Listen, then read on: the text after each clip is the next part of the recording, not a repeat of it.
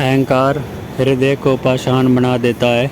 जीवन में जो भी सत्य है, शिव है, सुंदर है, वह उस सब की मृत्यु है। इसलिए अहंकार के अतिरिक्त परमात्मा के मार्ग में कोई बाधा नहीं, क्योंकि पाषाण हृदय प्रेम को कैसे जानेगा, और जहाँ प्रेम नहीं वहाँ परमात्मा कहाँ। प्रेम के लिए तो सरल और विनम्र हृदय चाहिए, सरल और संवेदनशील।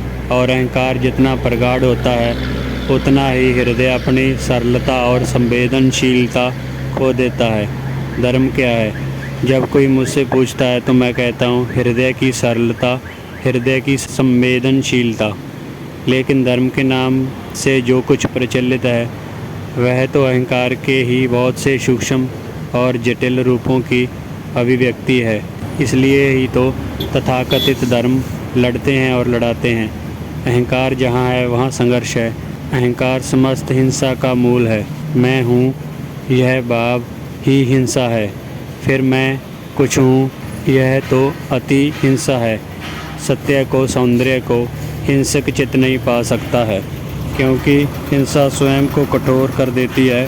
कठोरता का अर्थ है स्वयं के द्वारों का बंद हो जाना, और जो स्वयं में बंद है वह सर्व से कैसे संबंधित हो सकता है। एक फ़कीर था हसन, बहुत दिन का भूखा।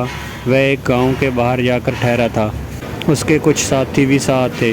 वे भी लंबी यात्रा से थके मांदे और भूखे प्यासे थे, और वे जाकर जैसे ही उस खंडहर में ठहरे थे कि एक अपरिचित व्यक्ति बहुत सा भोजन और बहुत से फल लेकर आया और बोला, यह शुद्र सी भेंट उनके लिए है जो तपस्वी हैं और सन्यासी हैं।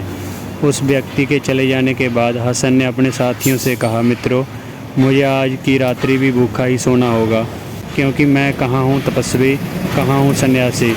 असल में मैं ही कहाँ हूँ? मैं नहीं हूँ। इसे जो जान लेते हैं वे परमात्मा को जान लेते हैं। मैं नहीं हूँ। इसे जो पा लेते हैं वे परमात्मा को पा लेते हैं।